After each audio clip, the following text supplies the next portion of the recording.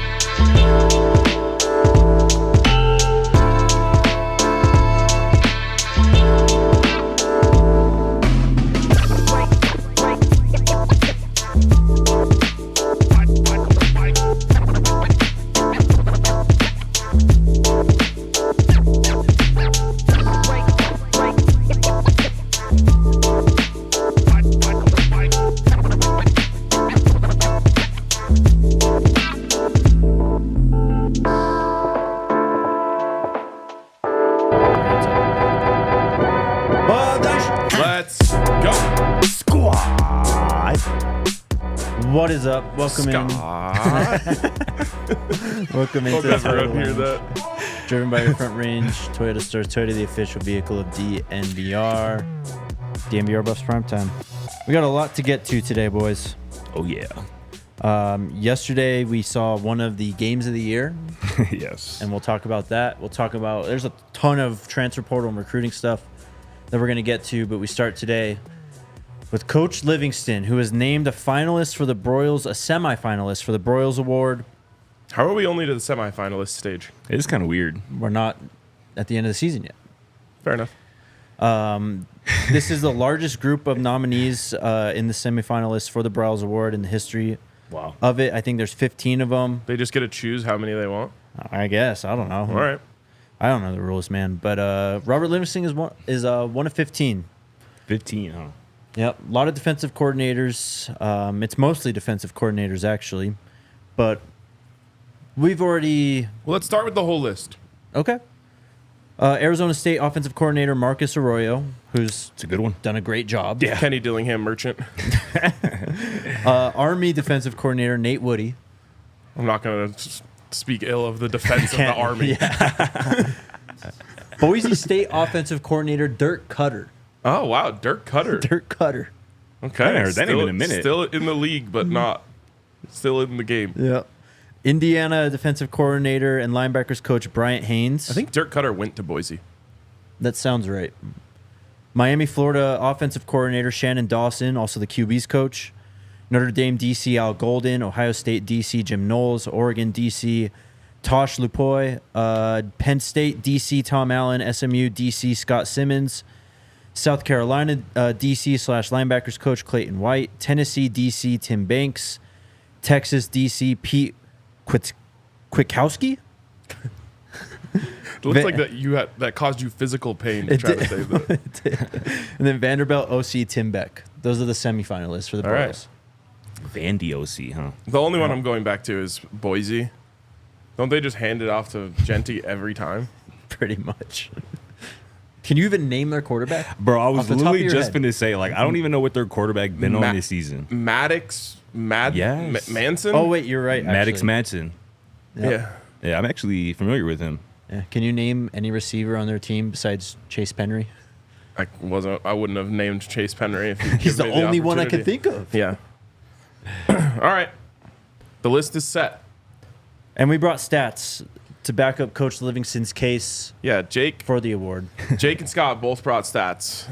We're going to see who has the best stats. Can I just say and remind everybody out there, Buff Nation out there, that I think maybe my first one or two times on the show this summer, Yes. I mentioned that it was very much on the table that we look after this season as Robert Livingston as one of the best coordinators in all college football. And 4 or 5 months later, I would say that that's very much accurate. Honestly, on the boldness to correctness scale, might have been the best take of the offseason. For real. Because, I'm pretty proud of that one, not gonna lie.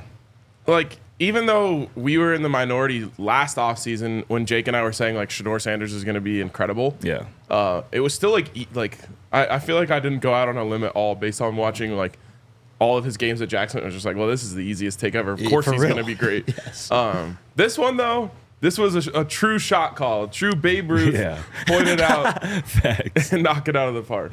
For real. I mean, it's just been impressive. Like from day one, Robert Livingston has impressed me. What he's done, transforming rather this defense into a very bad one into a really elite one this season is impressive. And what's more impressive to me is just how he's done it, right? Coach Prime has talked about that Coach Livingston didn't come to Boulder, Colorado with his guys, with guys on his staff, guys that he's familiar with working with. But the guys here in Boulder, Colorado became Robert Livingston's guys. And, you know, getting every player, every coach on that staff in that program to believe in Robert Livingston, to trust in Robert Livingston is something that we saw show up on the football field pretty much every weekend. We can go into some of these numbers. Colorado allowed 34.8 points per game last season. Pretty much 35 points per game. 5 touchdowns a game, pretty much. It was 124th in the nation. Behind teams like Louisiana Tech, Tulsa, Kent State. This season, Colorado is 37th in scoring defense, allowing just 22 points a game. Shaved off pretty much 2 touchdowns a game, you know, under the direction of... It is remarkable. 22 points per game in college, too. And Yeah, that's a point that should be made. 22 points per game in the NFL is like whatever, It's I fine, guess. yeah. In college football, though, that's a great number. in the Big 12 with a handful of talented running backs and offenses. And, I mean, we talked about it every year. I mean, pretty much every week. This running back is probably a future pro. Yeah. And, you know, this defense was up for the challenge week in and week out. Go to the sacks. 27 sacks this Colorado defense had last year. 27, which is 7th in the Pac-12. This year they had 37 sacks, which is 1st in the Big 12. That's a massive transformation. And again, Robert Livingston deserves credit for that because, again, I'll always go back to this. One of the coolest things I've ever heard a coach say is that Robert Livingston looks at his players as shooters, like in basketball. You want to give them as many shot attempts as possible, put them in the best position to do what they do best as possible. If you have guys who can get after the quarterback, i.e. BJ Green, you know, Keaton Wade, Samuel Kalola, some of the other guys, allow them to do that. Put them in one-on-one positions to beat up on a tackle or a tight end and get to the quarterback. We saw that week in and week out. And the number one red zone defense in the Big 12 this season belongs to Colorado and Robert Livingston. And again, before I just get up out of here, my last thing, just the identity. I feel like Robert Livingston gave this defense an identity. You play man coverage, you get after the quarterback, you perform really well in the red zone, and you perform really well in the second half of games. You know, take away the Kansas game here recently, this defense was locked down in the second half of games all season. Again, you can point at halftime adjustments, whatever is being said at halftime, or just this team just being really locked into the game plan and trusting the process, trusting their coach, trusting the guys next to him. Robert Livingston is hands down one of the best coordinators in college football. Before you jump in with your stats, Jake, good start, by the way. Jake, do you remember where we were when we found out that Robert Livingston would be the defensive coordinator of the Colorado Buffaloes? Yeah, we were at the Super Bowl. Do you know what month the Super Bowl is in? February. Do you know what that means? Is that not only did Robert Livingston not get to pick his coaches, he didn't get to pick his players. Yeah. You know, so many of these candidates on this list, and you know, I don't know if the case for all of them, but at the very least, were around for the recruiting cycle or the first portal period to be able to say, okay, in my defense, I need a speedy linebacker. You know, can we go out and get one of those? Look, I want to add a bigger presence in the middle because I want to play some more 3-4. Like, whatever it is, all these guys, not all of them, a lot of them had a big hand in crafting the team to what they want to do.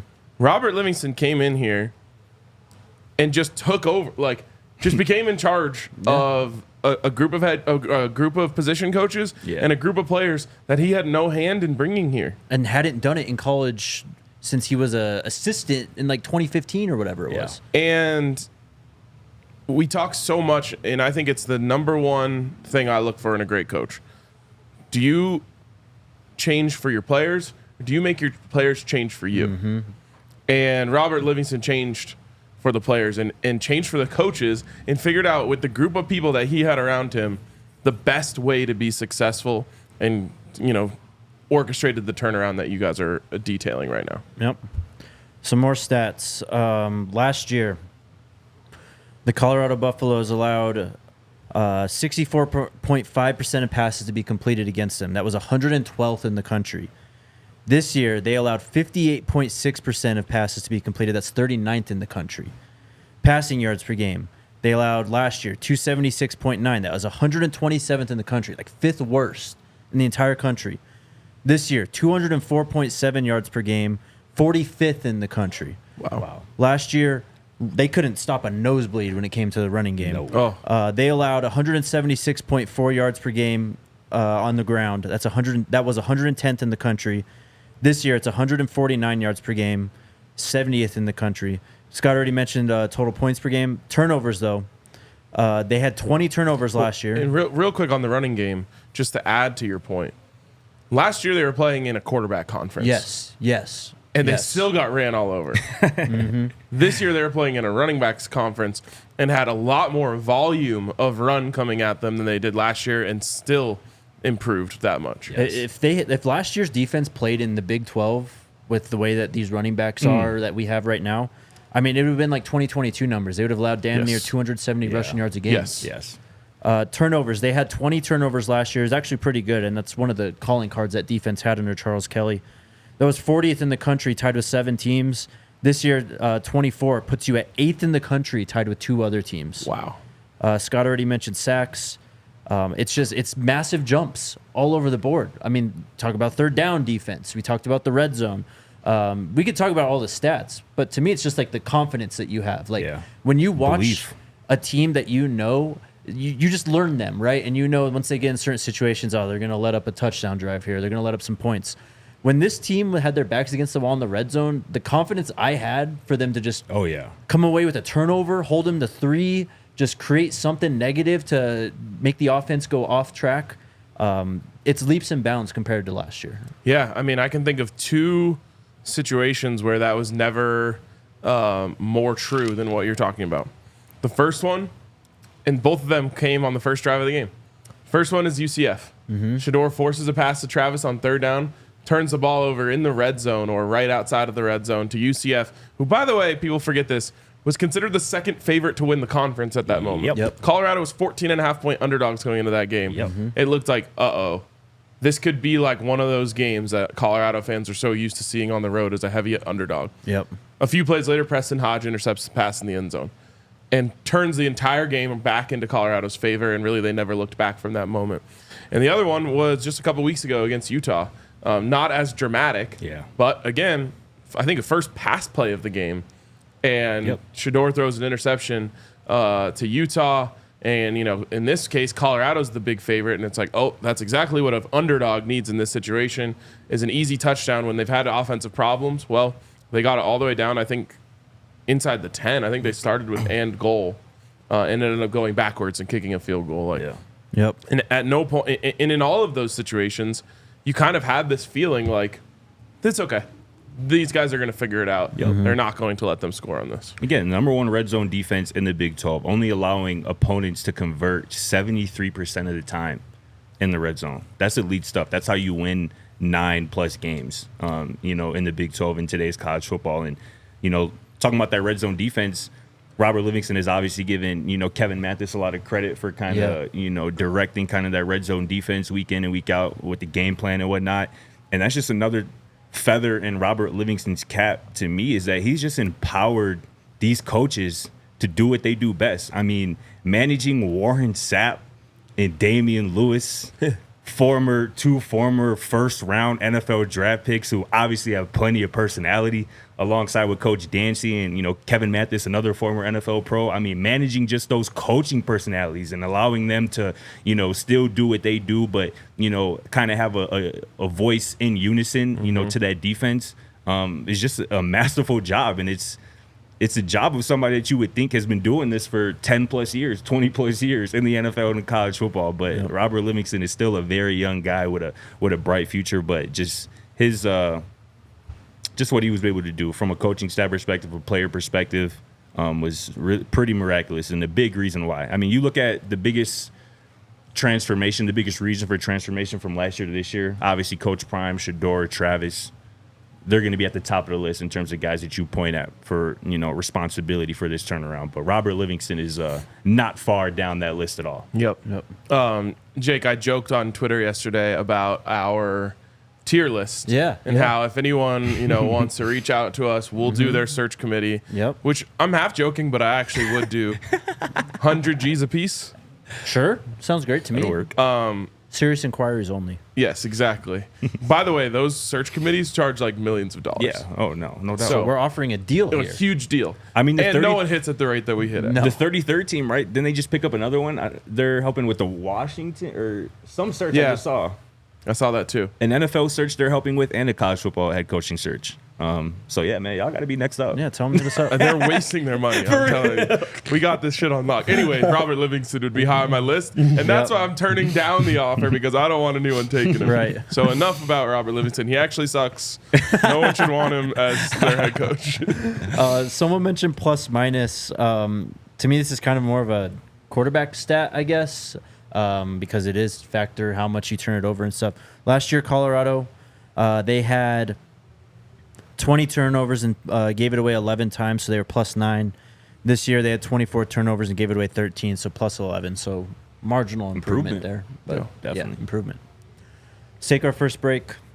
And then we got a lot of recruiting to get to. Shout out to the homies over at Live Well. You guys living well? I'm living great after last night, by the way. Yeah. Last night was fantastic. Hell of a night. We'll talk about last night, but shout out to the homies at Live Well. They've got 25 locations out here in Colorado, and it's your top destination for the best product selection, including your favorite brands. They've got great prices, too. They even have a price match offer as well. If you're looking for something new, they got infused joints, infused blunts, all kinds of cool stuff. Sheesh. Cannabis distillate, and what's the word? Terpenes? I don't know. I don't know why Is you that the looked at word, me Tiff? like I would know that either. That's the biggest stoner on this podcast. Terpenes? I ain't familiar with that. I don't know what that means. I know that's a word. They got some next See? level stuff. I've heard it. Tips knows what I'm Sounds like talking a about. vegetable. The people out there listening right now know what I'm saying. Maybe. Stop by one of their 25 locations out here in Colorado and place an order online. Super quick in-store pickup as well. Mention code DNVR25 when you're in store, and you can receive 25% off one of these amazing products today. Some restrictions apply. Shout out Live Well. Also, shout out to Bet365. We almost had such my a God. legendary Oh my moment God. last night. We all, as I was taking my Uber up to the tailgate, I was just deep in Bet365, just searching for plays. And I just sent our group, Devon Vele, first touchdown. We all got in on it. A couple more people at the tailgate get in on it as well. And Vele catches a ball on the 1 yard line with no one around him, but has to go to the ground to get it and gets touchdown on the 1 yard line. That's the only thing that could have made last night better, because it was like plus 1,100. Yeah, man. But that's just like a perfect example why it's so fun to be on a sports book. You get all your friends together for a squad ride. Everyone gets in on it. You all have an extra, an extra thing to focus on as you watch the game together. So get over to Bet365 now and unlock $150 in bonus bets when you use the code DNVR365. All you got to do is deposit $10 and place a bet of $5. As soon as that $5 bet settles, you're going to also unlock $150 in bonus bets. Whatever the moment, it's never ordinary at Bet365. Of course, you must be 21 and physically located in Colorado. Please gamble responsibly. If you or someone you know has a gambling problem and wants help, call or text 1-800-GAMBLER. All right. Tomorrow's National Signing Day. The portal's already popping. It doesn't even open officially till Monday. A lot of guys have declared their intent, though, to enter. And we have some coach firings, too. So the portal's open for a lot of teams in the country right now. Let's start with recruiting, though. With early signing day starting tomorrow, going through Friday. I mean, last year we had the Jordan Seaton thing, right? And he took us all the way to Friday. This isn't going to be an issue for Julian Lewis at all this year, though. He posted a graphic and a tweet earlier today saying he's excited to sign tomorrow. It has Colorado all over the graphic. Go crazy. He's made it quite clear that he is signing to become a Colorado Buffalo tomorrow. going to be a fantastic day in Colorado Yep. football history. From a pure high school recruit standpoint, I'm guessing Julian Lewis will be the highest rated quarterback commit in Colorado football history. And if he's not now, he was before they dropped him down just because he was committing to Colorado. Right. So just an awesome moment. And like, I know we've talked about this a lot, but truly the beginning of the new chapter. Yep. We still have to kind of end this other chapter with whatever bowl game we have coming up. Of course, we're going to be closely following where Travis and Shador go in the NFL and, you know, everything along those lines. But this is really the beginning of like a whole new part of the Coach Prime story. You know, I'm sure they will after it does unbelievable ratings again, but like season 3 of the Coach Prime documentary, or season 4 technically, depending on how you look at it, is going to be a completely different story. It's the beginning of a whole new. You might not even be a new chapter. It might be a whole new book. Yeah. The second book in the series, and Julian Lewis is kind of the, you know, second lead to Coach Prime in that story. No doubt. Don Juan says he had Go Trojans in the hashtags. The Carrollton Trojans. Carrollton Trojans. Yeah. Yes. It is kind of crazy that his team is named the Trojans, but they're black and gold. Yeah. Both of his teams that he's committed Yep. to. That's wild. Yeah, I'm just excited to see these ripple effects too from Juju officially putting pen to paper because I mean we've already seen them. I don't know if Colorado gets 4 commits on Thanksgiving Day, you know, committing on Shannon Sharp and Ocho Nightcap if Julian Lewis doesn't, you know, put in his commitment a few days, you know, a week prior. So this is going to be just a start. It's going to be exciting starting tomorrow for sure. Julian Lewis is the 6th highest recruit or commit in the history of Colorado football. Jordan Seaton, number 3. Cormani McClain, number 4. Juju, number 6. So Coach Prime's taking over 3 of the half top of 6. Uh-oh.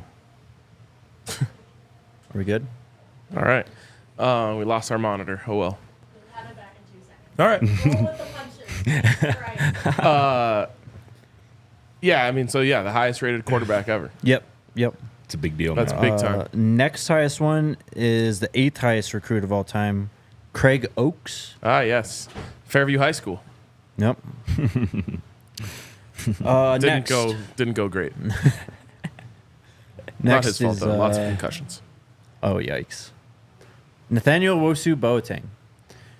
He NOB. put out a tweet today. There's a lot going on with NOB right now, actually.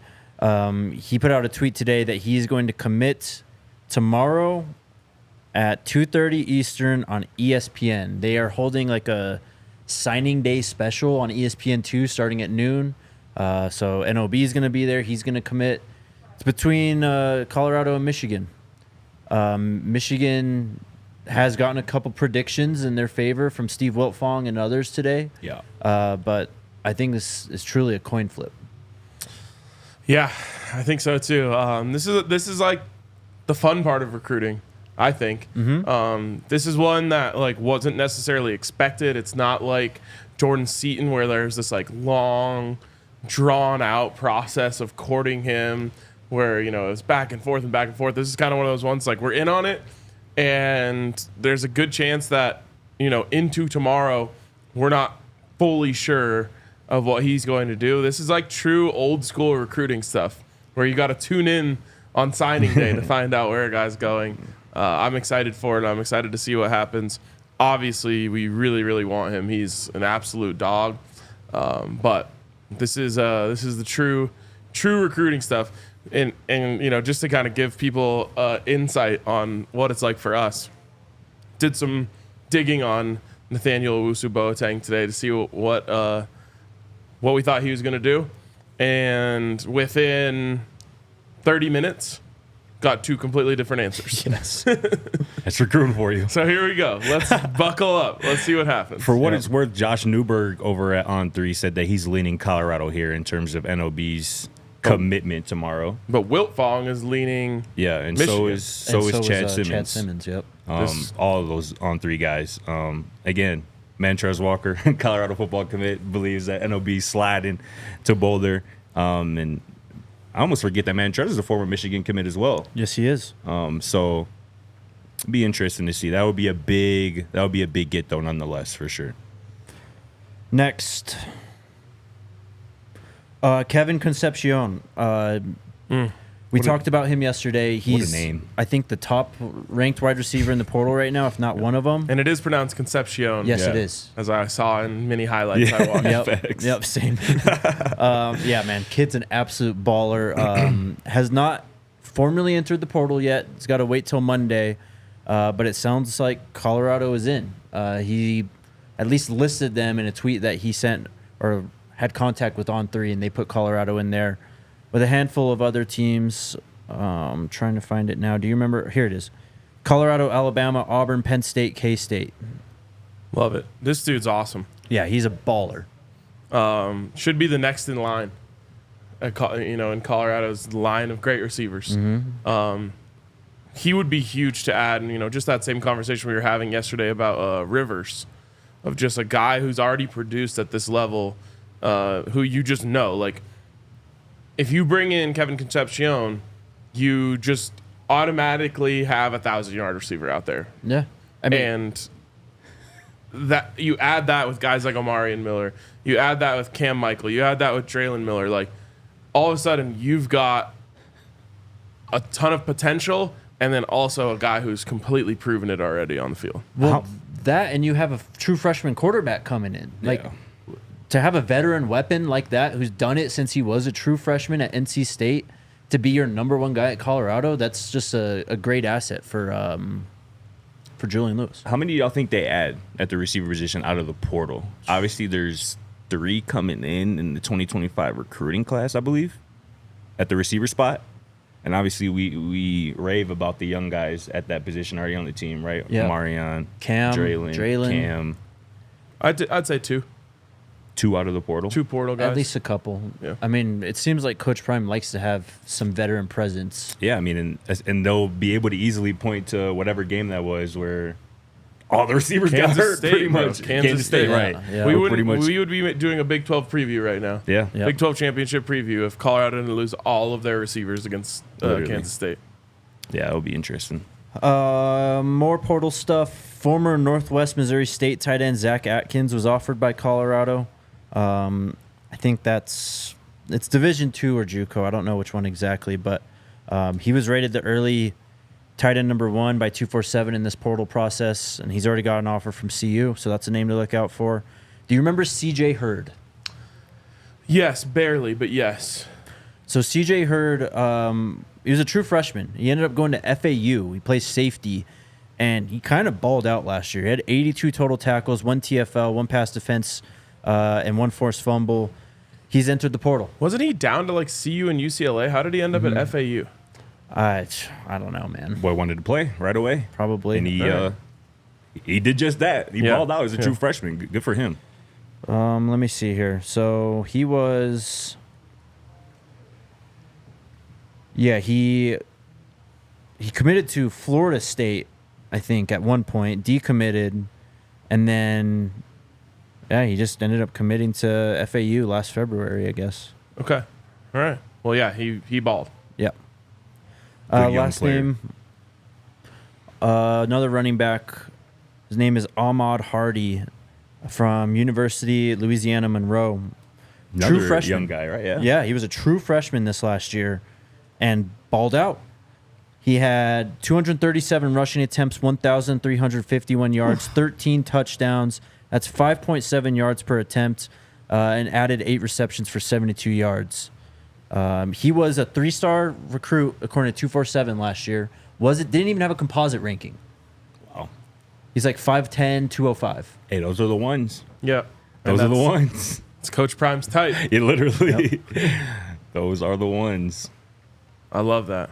Oh, I did see, there's a linebacker from Grambling who entered the portal, who had like 130 tackles or something. Yeah, I think Sheesh. he was the Cole Swack defensive player of the year.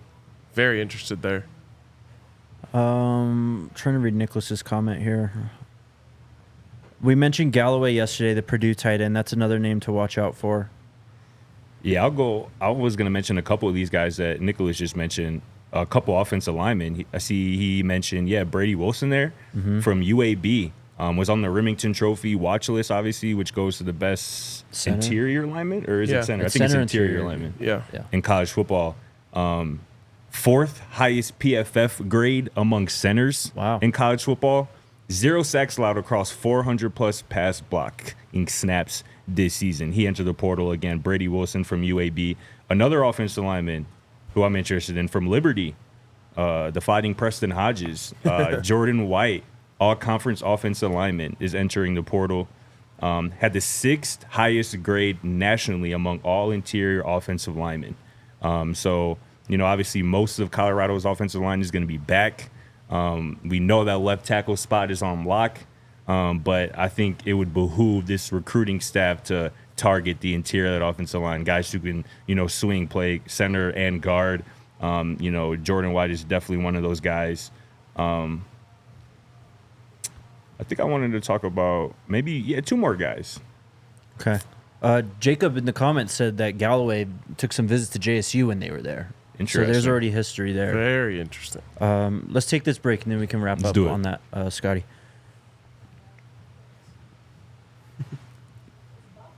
Shout out to our friends over at Elevations Credit Union with the sexiest credit card in the game. Mm-hmm. It's got the CU logo. It's got that classic black and gold look. It looks good, but you also help out the football program with this credit card. Facts. With Elevations donating 2 cents per swipe to the CU student athletes through NIL. So you can directly support CU's NIL fund with this card. You can also get up to 3% cash back on CU tickets and merch at select CU merchants. Plus we already said that, 2% cash back on restaurants, gas, streaming, and phone plans, 1% cash back on daily spending. Again, all 2 cents of every swipe going to the NIL fund. It's called the SCO Buffs Visa Rewards Signature Rewards Card, the only official credit card of CU Athletics, only at Elevations Credit Union. Visit buffscreditcard.com to apply and see full card benefits and details. Also, shout out to Kurz Light. We had a couple Kurz Lights. Yes, sir. Broncos game yesterday. Those also just hit different. And it was just cold enough to not be freezing, but to keep the mountains blue. Yeah. And Perfect. I do have like a gripe about stadium beers, why they have to be so big, because they usually are not at optimal temperature by the time you finish them. Yeah. Last night that wasn't the case. They just Yep. stayed at optimal temperature. It was fantastic. And then Jake spilled a full Coors my Light all God. over all of us. Not all over you. I mean, you But- tried to kick it towards underneath the Bro, you you made a- slide it with his foot. I've never seen that maneuver before. So I just have to stand in a pool then? yes, you I spilled can't it, try bro. and get rid of it? No, bro, you gotta live in that, bro. Bro, that was damn near Coors Light Lake. Bro, we could have gone boating on that shit. Bo threw a dart to Marvin Mims for 93 yards. I could not contain myself. Yeah. I'm sorry. Yeah. I didn't know what was happening until I just felt my feet wet. And I looked down and I was like, Jake. I didn't know until you told me. In I a know. pool of hops. Yeah, just pool. Anyways, of course we wouldn't let it go to waste, so Jake on his hands and knees and drank it all. Oh my God. Anyways, we love Coors Light. Make the most of the times you choose to chill. Choose Coors Light. Get Coors Light delivered straight to your door with Instacart by going to CoorsLight.com/DNVR. Celebrate responsibly. Coors Brewing Company, Golden, Colorado. All right, Scotty, what other portal players you got here?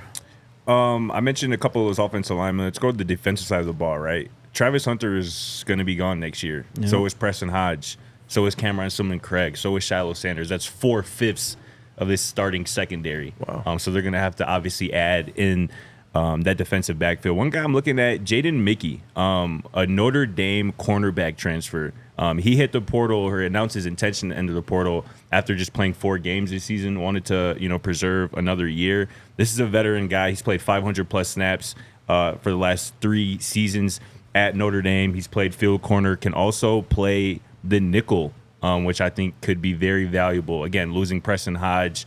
We expect Colton Hood to be back and be involved again in the secondary next season. But again, adding a veteran guy who's played, high-level college football at multiple spots, again, on the outside, in the perimeter, in the slot, in the nickel as well, I think could be a really good add. Again, that's Jaden Mickey from Notre Dame. I think you mentioned Jamel Johnson from TCU. We mentioned him yesterday, yeah. He's another really good player. The TCU transfer had 71 total tackles for the Horned Frogs this season. 6'1", 200 pounds, or a thumper. 90 career tackles. So again, this is another experienced guy who's played high-level football, and again, could be a versatile chess piece in that secondary that's going to be obviously looking a lot different next season. And then just at linebacker, right, with Nakai Hill-Green, Levante Bentley obviously moving on. Brian Parham, again, took the route of entering or announcing his intention to enter the transfer portal after 4 games this season with Washington.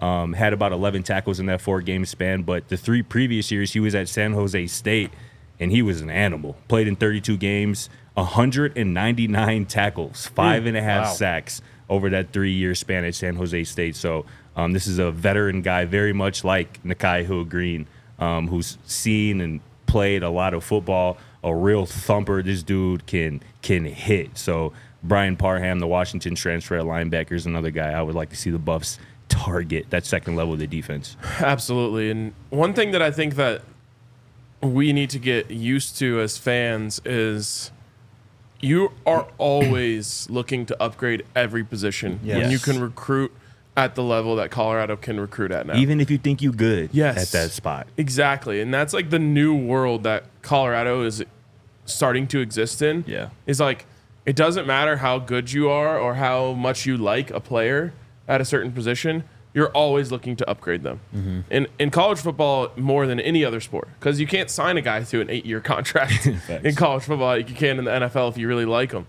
Like, you are always looking to replace, you're always looking to upgrade, you're always looking to get better. So, just because Colorado targets someone in the portal at center per se, Right. that doesn't mean that they don't think Cash Cleveland is going to become anything or anything. Or Hank Zelinskis, exactly. Facts. It means that they're doing their job. The recruiting staff's job is to try and bring in better players than are on their roster at every position. Corey Phillips is, harped on it. He said even at quarterback, when Shador Sanders came in, you're still looking to somehow, some way find a better quarterback than him. Now, some players are too good for you to succeed in that. Shador being a great example, Travis being a great example. But that's always the goal. That's always the try. So, Colorado going into this portal this year is going to target players at positions where you think that they're good. Wide receiver is another one where it's just like you're going to go and you're just going to try to get better. You're going to try to upgrade. And if you see guys that you think can bring that to you, you're going to go after them. Yep. I think you guys might have briefly touched on this yesterday. How do you think it's going to be difficult for this recruiting staff to get running backs? No. Good running backs? No. I don't think so, no. Because of... I think because there's a very clear, path that you can explain to the running back. touches and whatnot. Hey, we had the best quarterback in the country last year. Of course, we're going to lean heavily on the passing game. Yeah. We really like our quarterback this year, but he's going to be a true freshman. We need you to come in to take, some of the pressure off of him. We think you're the perfect running back to come in here and get a bunch of carries and dominate for us. And by the way, they'll be telling them, Coach Prime has put a massive emphasis on run blocking this offseason with the coaching staff, with the players. That is something that they are looking to get better at. That is something that if Colorado wants to get to the place where Coach Prime wants them, which is domination. Yeah. Right. Domination. That is what Coach Prime preaches more than any other thing. Don't just win, dominate. It's really hard to dominate teams putting the ball in the air as much as they've had to the last couple of years. Dominating a team is... they know that you're running duo, and there's nothing that they can do about it. Yep. Yeah. And Coach Prime, go back to Jackson State. The best team that they had at Jackson State, they ran the ball a lot. Yep. So, that's another thing they can point to is this wasn't a want to run the ball less. It was kind of a need to throw the ball more because we weren't good enough there. Yeah, I just think that's going to be fascinating to watch unfold this season, to see kind of, what type of running backs they kind of go after, right? Like, are they going for speedy guys? Are they going for, a true 3-down, kind of more powerful back? And, obviously in how Micah and Isaiah and, some of those other guys, kind of fit in and evolve this offseason as well. I just feel like that running back position is going to be something to really keep an eye on. Scott's going to have something on the website, transfer portal related here soon. Yeah. It's Prime Tracker season, so that'll be coming out this week as well. You've got a bone to pick, RK. I just got to say this, man. I got to get this off my chest. Boise State fans are Never met one in my life. the most annoying fans I've ever encountered on the internet. Nebraska fans have their own issues. Yeah. Yes. And they have a lot. Yeah. But these Boise fans are so they take not knowing ball so seriously. Yeah, it's crazy. Like they go out of their way to not know ball, and I'm not saying that as a joke. Like I'm saying that so seriously. The Travis Hunter snap merchant thing is easily the dumbest argument I've ever heard in my life. Like when we're talking about the Heisman here, we obviously are biased towards Travis. I've never tried to hide that. Right. But we're actually having like real conversations about the value that he brings to the football team and why we believe that is greater than what Ashton Genty is doing at Boise State in the Mountain West Conference. Trying to act like all Travis Hunter does is play a bunch of snaps is so purposefully disingenuous at best, and the one of the dumbest football arguments I've ever heard at worst. And they just keep going back to the well and back to the well and back to the well, back to the well. They just keep pounding the same narrative over and over and over again, and it is insufferable. They're about to be very sad in about a week and a half. Facts. So that's all that matters, and they'll shrink back into their hole. Hey, let me toss one more Travis Hunter Heisman stat in here, courtesy of our guy Curtis Snyder at the athletic department. Courtesy of Curtis. No. So Travis Hunter at cornerback, because you got to specify that, at cornerback has been targeted 39 times this season, which is the third fewest in Power 4. Wow. So teams not throwing it that way. Travis Hunter at cornerback has allowed 6 first downs. Wait. Let me just think about this really quick. 39 times they've thrown at him. He has 15 passes defensed and 4 interceptions. So that's 19 of the time. So that means that he allowed, what, 20 catches on the whole season? And most of those are probably comebacks on underneath cover, or when he's over the top. 11 PBUs. So someone else plus, had 15. Yeah, 11 plus Either 4. way. Maybe that's where you got 11 plus the 4 is 15. Oh, plus, yeah. Yeah. Either way. Still, yeah. Those 6 first downs Travis Hunter has allowed is the fewest in FBS. He has an interception on every 10.3 targets, which is obviously tied for the best mark in Power 4 and the third best in FBS. That is absolutely crazy. Think about that. Every time you throw his direction, there's a 10% chance it's going the other way. Yep. And then just quickly, offensively, his 89.4 receiving grade this year from PFF is the best among all players with 450-plus receiving snaps. Just absolutely dominant at 2 different positions. He's a unicorn, man. One He's of a them. Heisman. And let me just phrase it this way. Because there's this whole, he's not the best at anything, which I already think is wrong about corner. Yeah. I think he's the best corner. And I asked you guys the other day, if you could have Travis Hunter, but he could only play wide receiver, or Tedderone McMillan, who are you taking? Both of you guys said you take Travis, and I would too. He's more, to me, he's a more dynamic player. Yeah. Here's the other one. Travis is, I think, 5th in coverage grade and 2nd in receiving grade. So if you were to flip this to the NFL and you're having a team and you get your decision, you can have Derrick Henry, who's number 1 in rushing grade this year, as is Ashton Genty, or you can add to your team Pat Surtain, who's 5th in coverage grade, and Amon-Ra St. Brown, who's 2nd in receiving grade. Yeah, it's not even close. You get both of those guys as one, as a package, or Derrick Henry. No team, if they had those 2 players, would ever trade Amon-Ra St. Brown and Pat Surtain for Derrick Henry. Yep. Well said. They don't know ball. They don't get it. They just don't get it. They don't. But speaking of the Heisman, last night, if you watched the Broncos game, I mean, one of the games of the year, I think, beyond just the NFL and college football combined, but Cortland Sutton and PS2 both wearing Heisman stuff for Travis. I mean, those are his future peers. Yes. And they're rocking like his Heisman campaign stuff, and he's going to be like shaking hands with them and swapping jerseys with them next year. Yeah. Isn't that crazy? Nuts. Yeah. The transcendence of Colorado football across all sports is unlike anything I've ever seen before. And obviously, that's Coach Prime and just the Prime effect as a whole. But I mean, remember last year whenever, you got like Breece Hall scoring a touchdown and throwing up the Shador. Like, that stuff doesn't happen. This year, you have multiple NBA players saying their favorite non-basketball athlete in sports is Travis Hunter. Oh, I love it. Travis Hunter, like, they could pick anyone and any level. Hell yeah. They're talking about Travis Hunter as their favorite athlete in sports right now. And like you said, you've got NFL players who, you're right, are going to be lining up against him, or hopefully lining up with him somehow, some way. Well, yes. Next year, repping his Heisman gear on Monday Night Football, like national primetime audience. He might be battling PS2 for like all pro honors at some point in his career, and PS2 is wearing his stuff. Yep. Real recognize real, man. Yeah, it's Real crazy. recognizes real. Let's take our final break. And shout out to our friends over at Circle K, the homies, your one-stop shop on the road, gas, snacks, all that good stuff. Special shout out to them for help fueling the Great American Stampede this season. We were able to clean out a couple of Circle Ks around the country, around the state for sure. But join the Inner Circle program. They got a bunch of deals. You get 20 cents off your first 5 gallons of gas, or first 5 fill-ups of gas.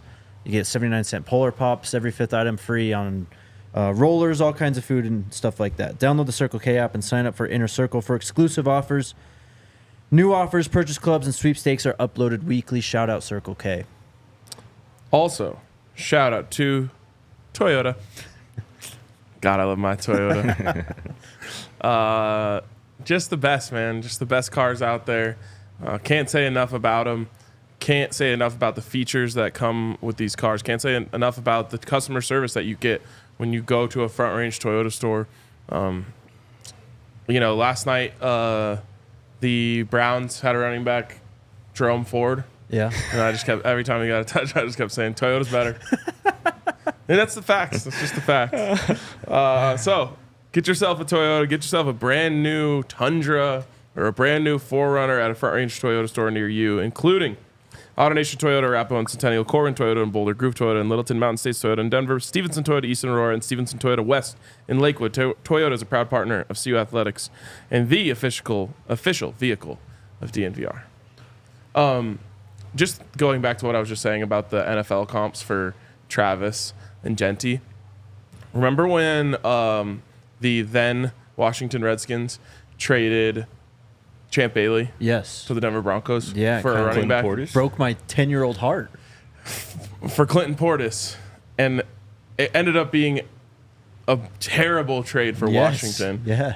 Clinton Portis was still actually a baller for them. He was. He had two Just really the same good way years. that Ashton Genty is still a baller. Right.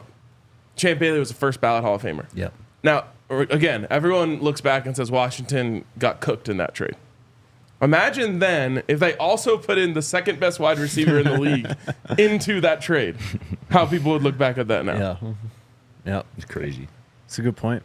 Last night's game was unbelievable, though. We had a ball hanging out there. My brother was hanging out with us. Hell yeah. Shout out Game Time. Shout out Game Time. Getting us That was. We're like walking to our seats, and there's like a guy who recognizes you and is like, love the pod. He mentioned the Buffs pod too and stuff. So A lot of people came up and said, "What's up?"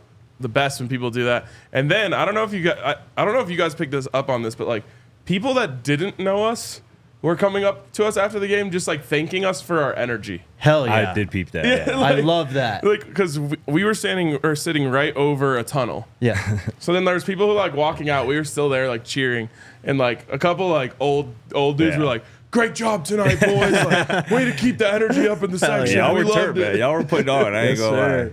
That was, like I said, that was my first NFL game that I've been to. My first NFL Yeah, what was your experience, thoughts of man. the stadium and Broncos It was country and dope, all man. I'm that? not gonna lie. Am I a Broncos fan now? No, Let's he's go. not. I was gonna say, No, he's not. But Scotty, I know you had to feel it a bit last night, At bro. least you got to be a believer. the vibes were high, and I will say that. Yeah, I mean, I already liked Bo Nix and what he's been putting on tape this season, but I mean, you mentioned that at some point last night. Like, this is kind of the final test for him in terms of Yes. proving whatever he needs to prove to people who don't believe in him. But doing what he did, and obviously you look at the stat line, it wasn't perfect. He threw a couple picks, but just some of the throws he made. That throw out of the end zone, 93 That seam. yards to Marvin Oh my Mims God. up the seam, is one of the best throws I've gotta ever be the seen. throw of the year, right? No doubt. At this point, for sure. Scott spot on. One of the best throws I've ever seen. And we had Yeah. the perfect view of it We too. did. Had the reverse perfect end zone view angle. of Oh, it, man. dog. That was perfect. But no, Mile High was dope. The whole stadium was dope. The halftime show, the light show. It was a real experience, man. The Broncos, they know how to put on a show for their fans. I was impressed thoroughly. Yeah. Yeah, I mean, to bring it back around to the Buffs, obviously Colorado football does not have the type of money that the Walton Penner Group has, who I believe is the richest ownership group in the NFL by 7x, which is crazy when you're dealing with that kind of money.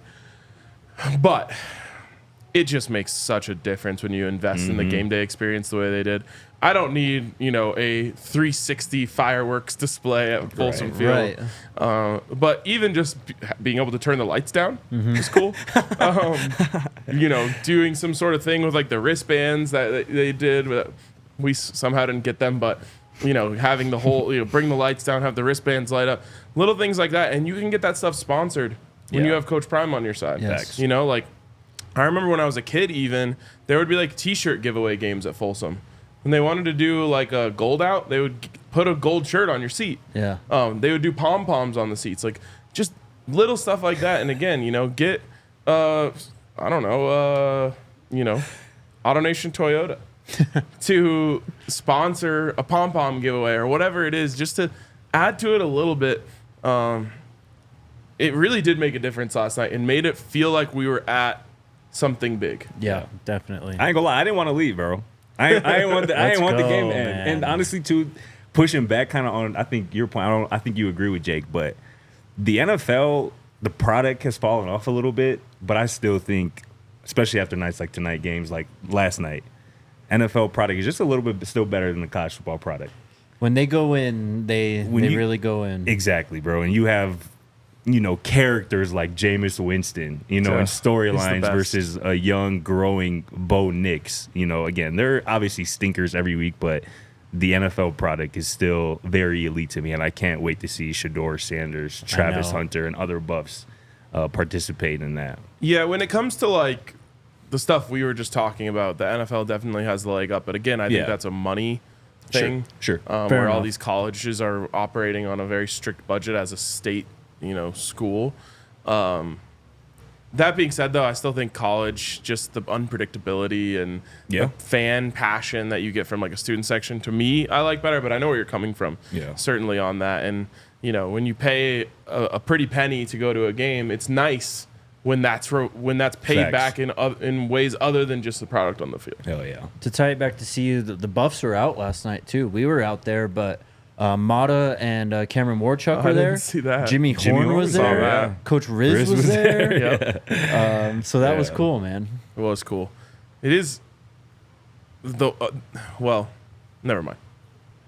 Let's get to questions then. We got 7 minutes. Oh, I actually have one bone to pick that I just need to say this to get it off my chest. okay.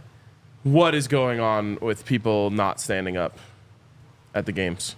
I was honestly shocked that you caved to the lady behind us. She asked If it early was- enough though, and it was Well, like she also came up to me at halftime and was so nice about it. Oh, okay. See, I didn't know that. I didn't I'm know just that. like, oh my god, Yeah. fine. Like I can't be a dick now. She was just really nice to me. but it's Okay, like I fourth missed that. quarter games on the line. Yeah, It's what like, are we doing? But also, What do you it's want not us like to she was do? like an old lady. I know. Facts. Like I would totally understand. In fact, actually at a Buffs game this year, there was an actually like probably in her 80s woman behind me, and she never complained once. But I was very cognizant of like if I Yeah. stand up, she's not gonna be able to see. So I'm like trying to move, switch Yeah. spots with Allie at one point. This was like just mom age. Yeah, and plus she had she was like 2 levels above us basically. Yeah, and 'cause to the there's- side, like not Yes, even 'cause directly there behind was a us. stair behind us, and then it was Facts. her row, and we were 2 below that. I just don't understand going to a game and wanting to sit down. I don't know, man. Crazy. That was crazy Couldn't to be me. me. She was like, if you stand up, then we have to stand up, then everyone has to stand up. I'm like, That's the that's point. how it should be. That's kinda how And this at goes. Folsom, we really do stand the whole yeah, game. yeah. Like, my seat is probably still cold by the time I leave the stadium. All right, hit that like button, subscribe to the channel. Also, Die Hard deal still going. Yeah. $36 for what is it till the end of today? Or? Yeah, I mean, it was 36 hours when it started, so Okay. TikTok. So here you go. Get on it. become a diehard. Okay, to the chat we go. Artemis, where is FDP? FDP's on vacation. Tiff is producing the show. Shout out to Tiff. Shout out Tiff. I am CC. How many of the starters on both sides of the ball are returning? It's too early for that. I don't know if it made it in these questions. Did the one about Trevor Woods make it in here? What, It was just asking, do we know if Trevor Woods is coming back? Oh, there it is right there. We haven't heard anything directly from Trevor or otherwise. My thought on this, though, is Trevor was playing in every game. yeah. He was on the field in every game. Had a role. And decided to not. To me, that does not sound like a person who is going to come back. Again, just speculation on my part, but he was, on almost every defensive series coming in when they went to dime. Yes. And I don't think you bail on that just to come back to the same team.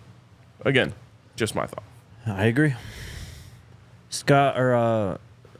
Eric says Scott, RK, and Jake, Coach Prime has said that if the wrong team drafts and mismanages Travis, he will return to Colorado. Any chance Travis does return to Colorado? 0% chance. Well, that's not exactly what he said. Because you can't do that. Right. Once you're drafted, it's Yeah, over. Ain't no coming back. Well, not even that. I think the date to declare for the draft is like late January. Right. The thing is, though, the draft order will be set before Right. the draft happens, or before the draft time to declare is. And so I think what Coach Prime is doing here is essentially saying, if you have the number one pick and you want to pick Travis, like, we're going to make sure we make some calls and make sure that you're going to allow Travis to be Travis. And if not, we're going to use the fact that he can come back to school as leverage to say, well, then don't draft him because he's not coming out. Yeah. Well said.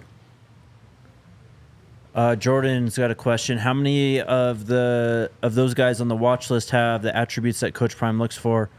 A lot of great guys in the portal, but how many of them are smart, fast, tough, and disciplined with character? Which watch list? Wait, what? He's talking about the guys that we're talking about, portal targets. Oh, those. I mean, we don't know until we don't we know know them. We'll Yeah. never know. Yeah, literally, Yeah. literally, quite Unless literally. Colorado wants to put us in as like some recruiting consultants, we Right. actually get to get in a room with these guys, which is not happening. I didn't know LeJontay Wester was going to turn into the vocal leader of that receiver room. I just knew he could ball. Yeah, Right? for real. You know what I'm saying? I Right. just knew he could play. But Jay Phil might have known that. Yeah. Coach I'm Prime sure might he have did. known that. I'm sure they because did. They actually get to talk to these guys. Right. and- Well, and they had FAU connections Right. going back to them or FAU, right? yeah. With Shador wanted to go play for Willie Taggart before Coach Prime got the JSU job. Yep. By the way, speaking of FAU, did you see their new coach today? What he said? Yeah, he had that speech. Unbelievable. I No, low-key didn't I'm talking get- about his tweet. I low-key no. didn't get what you said You at did first. see it. It took me a couple minutes. Yeah, you replied to it, bro. But it took me I a couple replied minutes. Like, to what it? are you talking about? This guy tweeted, "Owl Nation, let's Oh, go!" yes, Absolutely yes. just ripping off our Yeah. stick. bar Yeah, for bar, bro. crazy. Word for word. Unbelievable. At least Crazy. ask, bro. You're going to be hearing from my lawyers. Kai Moore, what about Jaheim Oates from Alabama? We talked about him a bit yesterday.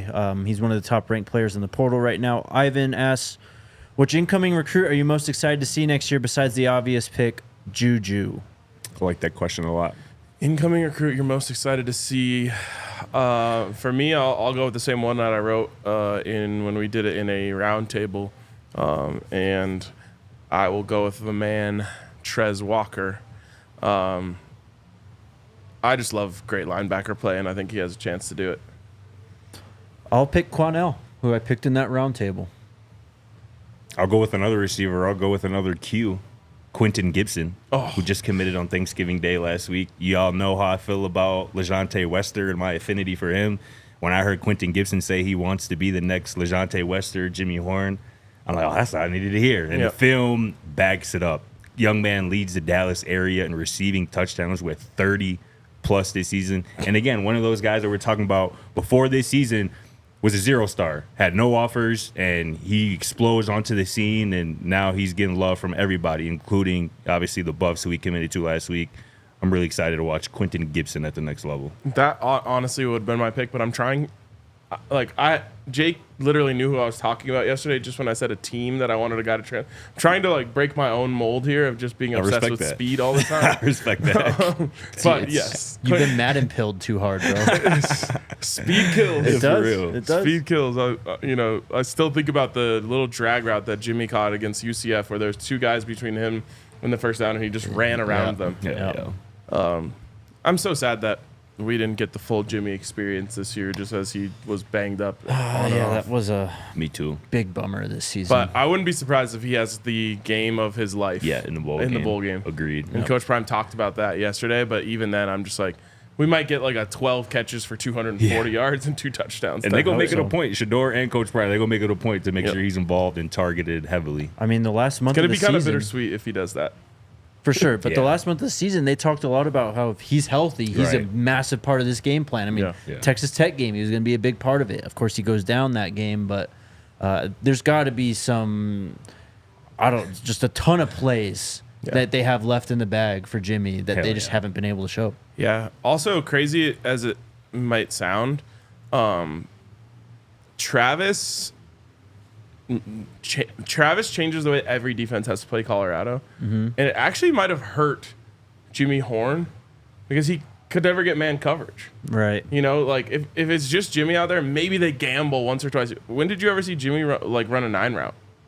Hardly ever. Yeah. I think it's because every team was just protecting over the top across the board when they played Colorado. And maybe that would have happened regardless. Yeah. But I really do think Travis just like, every single time Travis lined up out there, my first look is like, all right, Please are they going to give start him him. single? Yeah. No, of course not. What about the other quarterbacks that's already there on the roster? Yeah. Stopping them. They're there. Competing. Thank you. Two favorite uncles, and Juju can be a threat with his feet as well, right? He can move. He's not a runner, though, if that makes sense. It Well, definitely like- does. Like Shador. Exactly. Jersey fishing, you think we could get Ollie Gordon if he doesn't go to the NFL draft and if he enters the portal? Maybe. I don't know. Mr. Philly, are we open to getting Malachi Coleman? Why not? This is like asking a religious man if they're open to a degenerate finding God. Yeah. Like, you know, he was on a bad path. But we can get him right. We can get him right. We want to see him see the light. Oh, I'm dead. Need to deliver them. Exactly. There you go. Full circle. All right, let's just do the super chats. Here, this one's Tiff. relevant. Hold on. Eric wants to know, RK, if Toyota could only make one car, which car would it be? What? The Forerunner. I'm all about the Forerunner. Although I do love my RAV4. I'm trying to upgrade. Big TZ in the house. How about that passionate speech by Coach Dancy? Hell yeah, great speech by Coach Yeah. Dancy. Did you see it? No. Yeah, you got bro. almost moved me, bro. Go I'm not watch gonna lie. Well Off. From yesterday? I think so. The clip's been floating around on Twitter, Yeah. though. All right. Yeah, Well Off Forever on IG has the clip. Sick. Our guy East Coast Kev, instead of positive videos about the accomplishments, I see more videos pop up about the situation that happened between Travis and his lady on the field. Thank you guys for making real content. Bro, people love that shit. They That's love so to gossip. They stupid. love to try and lip read. They love to try and get into this. Mm-hmm. And anyone who's ever been in a relationship knows that shit just happens sometimes. Yeah, it is what it is. Michael says, fellas, let's not let Boise State head coach get away with his idiotic take about Heisman winners. He is crazy for fixing his mouth to say something like that. I'm not gonna lie. They're all crazy. I don't know if I They can need say help. it better than Scott just did. But seriously, it goes back to what we were saying. Like, you have to negatively recruit or you have to negatively campaign against Travis because he is above you. You can't get up there unless you pull him down. Yep. The reason why you never hear us say bad things about Ashton Genty is because we don't have to. We're already up here and he's down here. Yep. The same thing with Deion Sanders and Shador Sanders. I mean, those two in particular, they've gone out of their way to say, we're not about to downplay Ashton Genty and what he's been doing this season. We're just going to talk about and uplift our guy who's more than deserving. All that negative talk is just for the birds. Yeah. Also, let's not act like Colorado didn't finish tied for first in the conference. Right. They're not playing for a championship game because of some weird tiebreakers. Right. Yeah. Right. And obviously, that's no one's fault other than ours. We could have won those 2 games that we lost in conference, but Travis Hunter wasn't even on the field for one of those games. Yep. So yeah, it's silliness. And I would also just mention, no, you know what? I'm not gonna do it. I'm not gonna drop down to his level. I might though. I might, but not today. DeFeo Boutique says, I just have to say the level of not knowing ball is at an all-time low for these potatoes. They keep forgetting about running backs that did the same thing as Genty in the Mountain West and weren't finalists for the Heisman, SDSU, and 2 in 16-17. I don't know what the and 2 means. It might mean Rashad Penny and Donnell Pumphrey, I guess. Yeah, maybe. Yes, SDSU had Yeah. 2. I'm Yeah. guessing. It's true. Those good guys point. didn't even get a sniff for Heisman. I know. They were an afterthought. Yeah. The only reason why this is happening is because Dylan Gabriel is the quarterback of the best team, and he's like really boring. Yeah. And so it's just opened the door for like different Heisman conversations, which I think is a positive thing on the whole. Mm-hmm. But in a normal year where there's a dominant quarterback on an undefeated team, most people wouldn't even know Ashton Genty's name. Right. Facts. Last one from Danny. Always love what you guys are doing. So I saw a post on Twitter saying that the CU football program sent Heisman flyers to all the voters. Is that true? Yes. Yeah. Yes, it is. It's called Heisman campaigning. Yep. Everyone does it, unless they're. Never mind. Thank you, Danny. We got to get out of here before RK loses it. He's so close. Tomorrow is early signing day. Surely is. We're going to be here relatively early, I guess. Earlier than we would for a normal show. So We're on call. We are on call. That's a brilliant way to put it. So stay tuned. We'll let you know on Twitter as well. We'll talk to you tomorrow. Let's go Buffs. Let's go Buffs. We all silly like the mayor. How to say everyone does it unless they're poor.